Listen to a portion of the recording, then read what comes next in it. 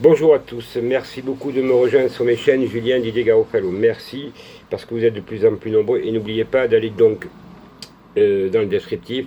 Vous avez toutes mes chaînes et vous avez mes sources, mais aussi les modèles de courrier que vous désirez, notamment avec ce qui se passe actuellement pour le pass sanitaire. Je vais venir dans un instant sur le pass sanitaire, mais pour l'instant, simplement pour vous dire que donc la semaine prochaine, c'est une semaine très importante puisque je reprends mes directs sur toutes mes pages Facebook, puisque j'ai 3 pages Facebook très importantes. Donc allez-y, abonnez-vous. Comme d'habitude, faites ça parce que c'est indispensable pour la bonne raison que nous sommes censurés un maximum. Donc je sors une vidéo qui va faire des vagues, qui s'appelle Révélation, le pacte secret de magistrats mafieux, des têtes tombent. Donc effectivement, je vais donner le nom de 4 magistrats mis en cause, puisque pour ceux qui ne connaissent pas, j'ai gagné donc un procès très important à la chambre d'instruction d'Aix-en-Provence, devant des magistrats honnêtes et non francs-maçons, notamment puisque la principauté de Monaco avait diligenté un mandat d'arrêt international, rien que ça, d'extradition me concernant, puisque je les gêne politiquement, d'ailleurs je gêne tout le monde, tous les francs-maçons. Donc ces gens-là ont trafiqué, bien entendu, la commission rogatoire et internationale. Ça a été donc reconnu que c'était un procès politique, mais aussi que les chefs d'inculpation qui me mettaient c'était bidon, mais aussi ils ont présenté des faux et des conflits d'intérêts. Donc ces documents, je les détiens, c'est des bombes atomiques. Donc aujourd'hui, je m'adresse personnellement à ces 4 magistrats, puisque j'ai leur lien au palais de justice de Monaco. Ils sont 2 de nationalité française, entre autres, après les autres je les citerai, et 2 de nationalité monégasque, mais dont un qui a pris la nationalité, qui a hérité de la nationalité monégasque, qui c'était au départ de la nationalité française, un gros lèche-cul, est mis en cause dans l'affaire du juge Levrault, notamment par la presse, France 2, France 3, toute la presse en a parlé, allez-y, faites l'affaire juge Levrault. Donc, j'ai mettre en cause Madame Sylvie Petit-Leclerc, procureur général de Monaco, mais qui était à Caen et qui est connu pour avoir des casseroles, franc-maçon bien entendu. Robert Gély, ancien procureur général d'Aix-en-Provence, qui détient lui le record du monde de casseroles, puisque Madame Poulinken et puis une autre personne, donc j'ai le dossier, ont déposé des plaintes contre lui, et bien entendu, ils se couvrent tous entre eux, je te tiens, tu me tiens par la barbichette, mais aussi contre le juge d'instruction, M. Morgan Raymond, de nationalité monégasque, qui a cru faire une instruction à charge, et qui, par le refus de la chambre d'instruction, s'est pris une claque, et donc qui a en plus accepté de faux documents dans l'instruction. Donc ce monsieur, je vais l'attaquer grave. Et j'ai mis des plaintes contre tous ces gens, bien entendu, et contre M. Laurent Anselmi, déjà franc-maçon lui aussi, tous les 4 sont francs-maçons, connus pour être des racailles, et donc il faut qu'ils s'attendent à un tremblement de terre, parce que j'ai des documents inédits, et qui ne peuvent souffrir d'aucune contestation, puisque ces dossiers m'ont été donnés légalement par la Cour d'appel d'Aix-en-Provence. Alors, je m'adresse au prince Albert, au lieu de nous parler de votre mariage, Votre Altesse, vous devriez faire le ménage parce qu'en principauté de Monaco, ce n'est plus une principauté de Monaco, mais c'est bien une association de malfaiteurs que vous avez au palais de justice, au gouvernement de Monaco, et bien entendu, avec vos amis, c'est une honte ce qui se passe. Mais c'est vrai que vous êtes à l'image de la France, puisque ces magistrats sont français, et ce sont des traités bilatéraux scandaleux qui mettent à Monaco des magistrats français, parce qu'ils ont léché le cul toute leur vie en France, et ils ont couvert des affaires notamment de politique. Voilà, donc je reviendrai là-dessus. Mais aujourd'hui, je m'attarderai un petit peu sur vous, mesdames et messieurs, parce que vous êtes angoissés, notamment les personnes qui ne veulent pas se faire, vous avez compris le mot, je ne peux pas le dire, mais vous comprenez, VO, voilà, ça va être plus simple, parce que nous sommes sur YouTube, et donc nous sommes, comment dire, les moteurs de recherche nous censurent systématiquement, et nous pouvons donc, ils peuvent même nous supprimer la chaîne, ce qui a été déjà fait. Donc, il y a des avertissements comme les enfants, mais eux, ils ont des plaintes à leur encontre puisque j'ai posé plainte. Donc, vous posez des questions. Le mieux, c'est que vous m'appeliez au 07 53 60 40 82, puisque vous me posez les questions, comment vous pouvez faire pour les contrer. Alors, pour l'instant, ceux qui vous disent de déposer des plaintes, je leur donne des avocats, je ne voudrais pas les citer, puisque je ne fais pas de partie de ces gens-là. C'est pas mes amis, mais je voudrais dire qu'avant de faire des procédures qui coûtent cher et qui sont longues, d'abord vous avez vous-même, puisque c'est une suspension de contrat, vous avez 3 possibilités, un référé, un droit de retrait et la maladie. Alors le mieux là-dedans, qu'est-ce que c'est? je vous le dis, puisque plein de gens m'ont suivi. Donc c'est un arrêt maladie, tout simplement, une dépression nerveuse, puisqu'avec toutes les conséquences qu'il y a en ce moment, et après, vous faites effectivement des plaintes, comme je suis en train de faire, des procédures, et donc tout ça, avec l'association que je suis donc en train de monter, qui va être définitive là dans 2-3 jours, puisque là je suis en train de finir, et c'est énormément de travail. Donc n'oubliez pas, comme vous le faites, d'abord, je voulais vous remercier parce que vous êtes nombreux à envoyer des dons, parce que ça coûte cher, hein, les procédures, c'est pas donné, même si on n'a pas les avocats à payer, puisque c'est moi qui fais les plaintes, et avec mes amis qui nous aident donc gracieusement, qui sont des juristes qui sont auprès de moi.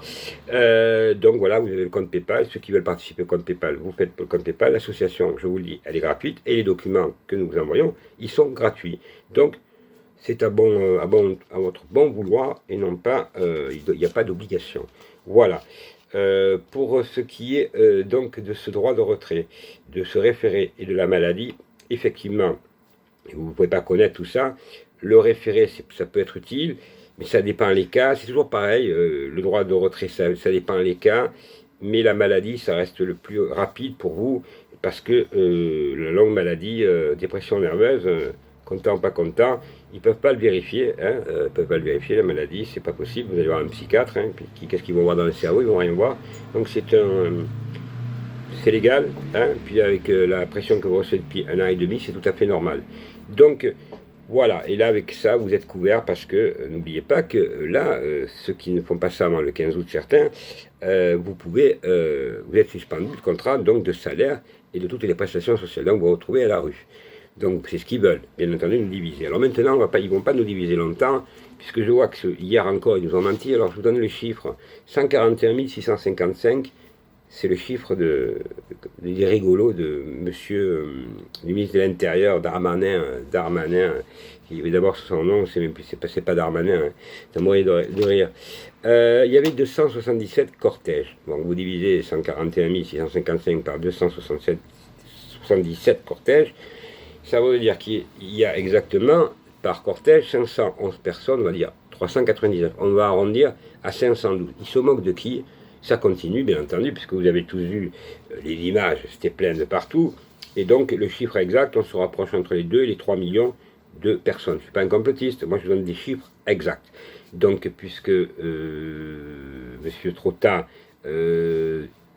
c'est l'étale, donc toutes bravo d'ailleurs, hein, toutes les manifestations, sur Messager, je crois, donc, et vous avez toutes les manifestations en France, et là on voit vraiment que il y avait plein de monde, et nous sommes au début septembre, il y avait la rentrée. Donc c'est là maintenant le 11 septembre que ça va bouger, mais il va falloir bouger beaucoup plus, parce que ça ne sert à rien, je vous le dis, je le répète, et vous êtes en grande partie d'accord, qu'on ne va pas faire 500 manifestations comme les Gilets jaunes qui n'ont servi à rien, qui se sont infiltrés, qui en plus sont dirigés par des Rodriguez, des Chalençon, comment ça s'appelle, des incompétents qui pensent à leur propre profit et qui n'ont pas fait avancer le mouvement, parce que le mouvement est arrivé à rien. Alors aujourd'hui, c'est les gilets de la colère, c'est toutes les classes sociales, j'ai vu, puisque j'étais à Toulon à plusieurs reprises. Cette semaine, bien entendu, je reviens à Toulon et je vais faire le Tour de France l'autre semaine, à partir du 14, donc je serai dans toute la France. Donc je vous le saurai exactement dans quel endroit. Mais je peux déjà vous dire que je serai du côté de Bordeaux, Perpignan, dans ces eaux-là, puisqu'il y a beaucoup de monde qui veulent me voir dans cette région, et puis dans d'autres, mais d'abord, bien que je commence par quelques départements, mais je vais surtout voir aussi des infirmières qui sont nombreuses à pas vouloir se faire vacciner. Voilà, donc c'est pas... Vous êtes libre, chacun. Moi je suis vacciné, je l'ai dit pourquoi, parce que j'ai été vacciné, parce que ils m'ont mis en prison 1 mois illégalement, et comme le docteur Pourtillan, comme Éric Furil, du CNT, du Conseil national de transition, donc nous sommes tous sortis, mais c'est des procès politiques, et effectivement, nous avons dû vraiment, comment dirais-je, ils ont voulu notre peau, quoi, hein, pas pour rigoler, ils la veulent toujours, bien entendu. Donc voilà, après, entre ce qui se passe, et là on est sorti, c'est-à-dire qu'on a gagné la partie, mais avec eux, il faut se méfier. On se rend compte pourquoi le titre aujourd'hui, Macron et son gouvernement de délinquants, c'est tout simplement, quand on voit comment ils ont géré la France, les mensonges qu'ils ont fait, ces menaces qu'ils font, ces menaces, parce qu'ils les font à travers eux-mêmes, ces hommes politiques, mais aussi à travers les médias qui menacent en plus, et les docteurs aussi qui menacent, hein. Les Marty, les Cohen, tous ces gens-là qui parlent et qui nous menacent, qu'attention, hein, le Chypre, là, que s'il fallait, le journaliste, que il fallait être pris par des policiers amenés de force. Donc, extraordinaire. Donc, nous avons atteint un sommet.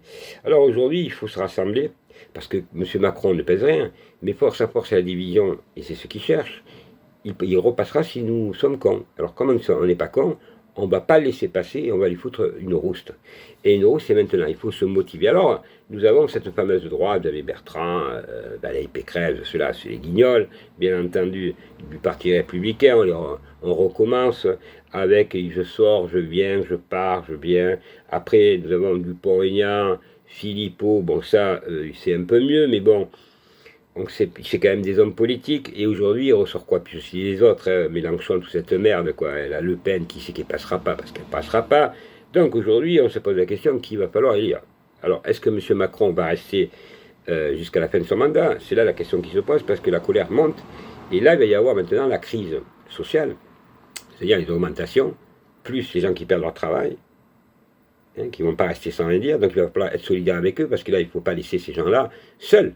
Parce que quand on les a applaudis, les infirmières, tout ça, les pompiers, tout ce que vous voulez, il y a même des policiers qui vont se faire envoyer, parce qu'il y a plein de gens de toutes les professions qui ne veulent pas se faire vacciner. Donc il va falloir être solidaire, là. Là, il n'y a pas de truc, là, il n'y a pas de haine. Vous voyez, ça touche tout le monde. Alors, il faut vraiment que la solidarité se fasse de plus en plus. C'est une question pas de survie. C'est pire que ça. Ils veulent nous éliminer, vous le savez. Veulent vacciner les moins de 12 ans maintenant, sans leur consentement bien entendu, parce qu'ils se fait rigoler, vous dites qu'ils ont le consentement. Ils profitent aussi des parents divorcés, qui ne savent pas s'il faut les 2 signatures ou une signature, donc téléphonez-moi, je vous dirai ce qu'il en est là-dessus, si vous donnez votre accord ou pas. Donc il y a quand même l'autorité parentale, mais il faut savoir à qui a été donnée l'autorité parentale, hein. Des fois c'est les deux, donc il faut la signature des deux sur le contrat, sur l'autorisation, pardon, et s'il n'y en a qu'un qui l'a, il faut qu'il signe lui seul. Donc il y a des divorces, des fois il n'y a qu'une personne qui a l'autorité parentale. Donc cette personne-là doit signer, l'autre non. Mais voilà, c'est vraiment à savoir. Quand vous avez les deux vous avez l'autorité parentale, il faut que les deux signent. Sinon, ils seraient capables de vous dire que c'est un vice de forme, hein. Voilà, donc c'est vraiment, avec ces gens-là, c'est des enfoirés, c'est des criminels. Il faut se comporter, il faut être au top. Alors n'oubliez pas, appelez-moi. Vous le savez, je travaille 7 jours sur 7. Donc, en face, il faut maintenant, oui, c'est des délinquants.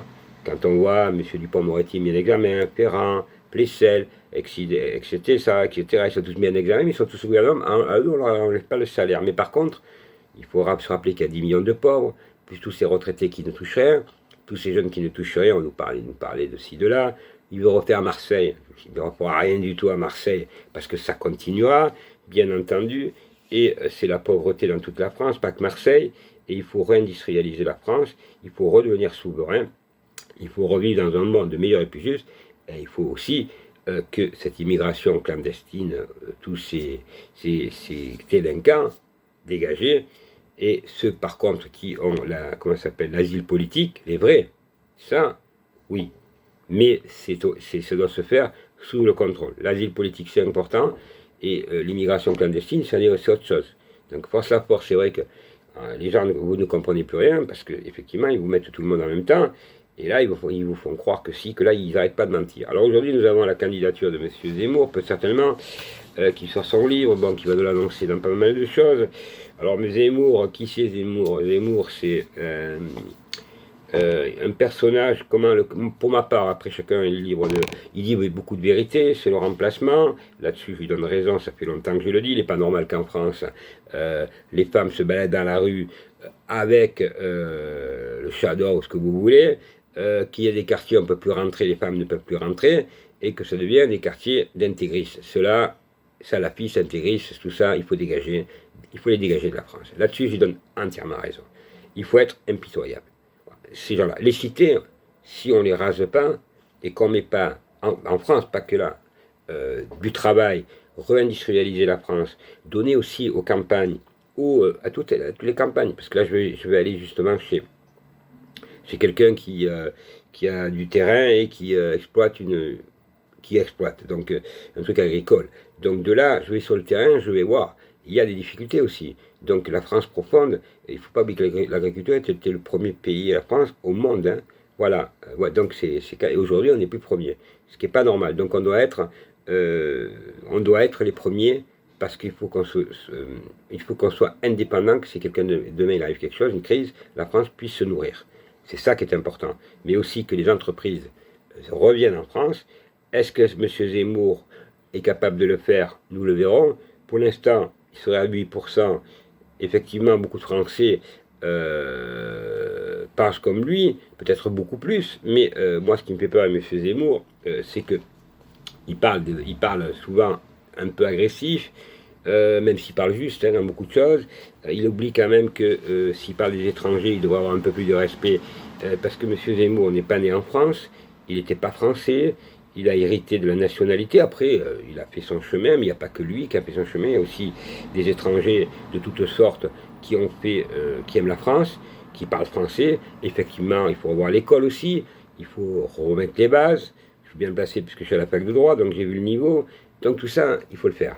Alors il faut être ouvert, et ce n'est pas une question de droite ou de gauche. Aujourd'hui, nous sommes tous, et c'est les 70% de Français, ras-le-bol de ces hommes politiques, donc M. Zemmour. Il est de Paris, et il faudrait qu'il se rapproche un peu plus. Je vais peut-être aller le voir à Toulon, puisqu'il va à Toulon, faire son livre, montrer son livre, donc faire des signatures, mais je n'irai pas pour la signature, peut-être pour parler avec lui, je ne sais pas encore. Simplement il faut qu'il comprenne en compte qu'il y a tous les Français. Il y a les personnes âgées, les agriculteurs, les salariés, tout le monde, réindustrialiser la France. Est-ce que l'Europe, aujourd'hui, actuelle, elle est bonne? Certainement pas. Donc, puisqu'en plus, je suis un grand spécialiste du droit européen, droit international, mais franchement, comme ça, c'est pas possible. Est-ce qu'il doit y avoir, je dois se poser la question, M. Zemmour, est-ce qu'il faut faire des échanges? Bien sûr, on est obligé de faire des échanges. Sinon, comment on va? Comment la France peut exporter, importer? Mais il faut le faire raisonnablement. Il faut le faire quand on doit le faire. Voilà. Et l'Europe, elle doit être faite autrement. Notamment, contrôler les frontières. Alors, c'est marrant parce que l'Europe est incapable de contrôler les frontières, puisqu'ils avaient un peu d'humour. Par contre, à Marseille, je ne sais plus quel arrondissement, ils mettent des barrières. Donc, eux, il faut mettre les frontières. Ouais, les voyous, les revendeurs de drogue, eux, mettent des barrières. Ils vous demandent si vous êtes bien du quartier, donc ils contrôlent. Tandis que nous, on n'a pas de frontières. Vous voyez, c'est assez ambigu. Eux, ils y arrivent, mais nous, on n'y arrive pas. Et quand on voit l'état de la France, où sont passés ces centaines de milliards d'euros pour reconstruire toutes les cités en France, ben, il n'y a eu que de la corruption, ils ne sont jamais arrivés. Ils sont jamais arrivés. Donc ceux-là, ils ont des comptes, il faut des comptes à rendre. Mais comment on peut rendre des comptes quand ces gens-là se jugent eux-mêmes par des magistrats voyous, puisqu'ils sont tous francs-maçons, même s'ils ne sont pas tous, mais pratiquement, des hommes politiques francs-maçons, des policiers aussi francs-maçons, gendarmes francs-maçons, donc ainsi de suite. Ils sont 160 000. Je vous ferai le chiffre, donc dans le pacte secret des magistrats mafieux, je vous ferai un historique des francs-maçons, et en même temps je vais attaquer très fort. Donc là, moi j'ai peur de rien, j'ai mis des plaintes, et donc je peux vous assurer que les 4 guignols que j'ai cités, ce sont de la racaille. Je le dis, Madame Sibylle Petit-Leclerc, Monsieur Gély, vous êtes actuellement en principauté de Monaco avec Monsieur le juge d'instruction, Monsieur Morgan, Raymond Morgan, Laurent Anselmi, vous êtes 4 racailles. Je vous ai attaqué en procès, vous allez comprendre ce qui va se passer. Et je vais publier les documents inédits à votre rencontre. Et je demande donc au ministre de la Justice, puisque j'ai son email, oui, parce que j'avais déjà saisi le ministre de la Justice, pas lui, mais avant, Monsieur Dupond-Moretti, et à faire une enquête, à suspendre immédiatement ces 2 voyous, ces 2 criminels, ainsi que je demande au prince Albert de Monaco de suspendre immédiatement ces 4 personnages et de faire une enquête judiciaire et de les interpeller, ces 4 personnes. Parce que sinon, M. Dupond-Moretti, je vous mets une plainte contre vous pour association de malfaiteurs en bande organisée, et vous, le prince Albert, la même chose. Il y a personne qui me fait trembler, et j'ai gagné contre l'État monégasque avec maître Yael Sidbon. Nous avons gagné ensemble contre un État, votre État mafieux. On est bien d'accord. Voilà. Ceux qui veulent voir l'article de presse, vous faites Didier Garofalo, refus d'extradition, vous tapez sur Google, Et voilà, vous faites Didier Garoppolo, le Parisien, et vous allez voir que quand je dis que j'ai eu la tête de magistrat véreux, c'est pas des petits magistrats que j'ai eus, ce sont des gros magistrats que j'ai eus, mais ça fait 30 ans que je me bats. Alors, les plaisantins, certains qui nous annoncent des fake news, j'ai horreur de ça, les mensonges, j'ai horreur de ça. Moi, je vais sur le terrain, je vais dans la bataille, je prends des coups, je suis menacé systématiquement, pas pour rigoler. Vous l'avez bien vu, ceux qui me connaissent, quand ils m'ont arrêté, ça s'appelle des menaces, parce qu'ils voulaient ma peau, et je vous montrerai des documents inédits de ce qu'ils voulaient faire dans ce pacte secret des magistrats mafieux à mon encontre. Et là, vous allez tomber par terre. C'est des documents inédits, des pièces de forme, ce que j'appelle. Des pièces avec tamponnées. Vous comprenez? Et je les ai eues. Alors aujourd'hui, on ne joue plus dans la même cour. Nous, on doit rester forts. On aime la France, parce qu'on l'aime la France. On ne peut pas tolérer ce qui se passe divisé. Ce que je vois, moi, à la télé, ceux qui sont en terrasse, ceux qui ne le sont pas, que tout le monde se crie l'un et l'autre, c'est pas possible. La France, il ne doit y en avoir qu'une. On doit redresser la France. Sinon, on s'écroulera dans 2 mois, 3 mois, et Macron, il ne restera pas. Et puis, ils n'auront pas ces élections. Ça va dégénérer. C'est obligatoire. Il y a tout pour dégénérer. On ne peut pas dire, mais comment, moi-même, mon pire ennemi, et mettez-vous, réfléchissez comme moi, même notre pire ennemi, ou des gens, comment on pourrait dire à quelqu'un demain, monsieur, vous ne mangez plus avec votre femme, votre femme, vos enfants, vous ne mangez plus, parce que vous faites pas ce que vous s'appelle du fascisme. Mais comment voulez-vous que ces gens-là, qui ne mangent plus, qui n'ont plus de salaire, ne se révoltent pas? C'est pas possible. C'est pas de respect de l'être humain. C'est pas possible. C'est impossible. Alors, on doit être solidaire. Moi, j'ai toujours été solidaire avec n'importe qui. Même des fois, même si demain, j'ai un combat politique, ou judiciaire plutôt, je gagne, mais ça s'arrête là. Il n'y a pas de haine. Mais par contre, je suis impitoyable. Quand j'ai raison, je vais jusqu'au bout. Mais je ne vais pas m'amuser à dire à mes ennemis, je vous empêche de manger vous et vos enfants, et ci et ça. Ça, c'est pas tolérable. On n'est pas des hommes, on n'est pas des êtres humains. Voilà. Je crois qu'on est tous d'accord là-dessus. Nous voulons vivre vraiment dans un monde meilleur et plus juste. C'est à nous de nous rassembler. Croyez bien que je vais bouger cette semaine. Je commence à tout préparer. La semaine prochaine, ça va être énorme. Et donc, je vais vous faire des surprises, puisque je vais vous faire parler à un invité surprise. Je ne vais pas le dire aujourd'hui. Il y aura, je pense que j'aurai un direct aussi avec le CNT, avec cet invité surprise. Mais en tout cas, avec invité surprise, je serai moi-même avec lui. Nous ferons donc un direct. Mais je crois qu'avec le CNT également. Mais quoi qu'il arrive, je remercie aussi le CNT qui se bat aussi, qui a des outils juridiques. Donc c'est à nous aussi à s'unir tous ensemble. Nous voulons gagner la partie contre cette voyoucratie. Encore merci. Faites circuler. Abonnez-vous. Rappelez-vous que le combat ne va pas se gagner en un jour. Et puis je m'adresse fini aux jeunes. Vous les jeunes, aujourd'hui, c'est le moment. Si nous, aujourd'hui, moi j'ai pu profiter de la liberté, c'est parce que mes grands-parents et mes aïeuls, ils se sont battus, il y en a qui sont morts, pour nous donner des libertés. Alors vous devez vous battre, et non pas jouer avec des PlayStation, parce que ça, c'est pas de la bataille. La bataille, elle se gagne dans la rue, au forçat, et avec le sueur du front. Merci à tous, bonne journée et bonne soirée.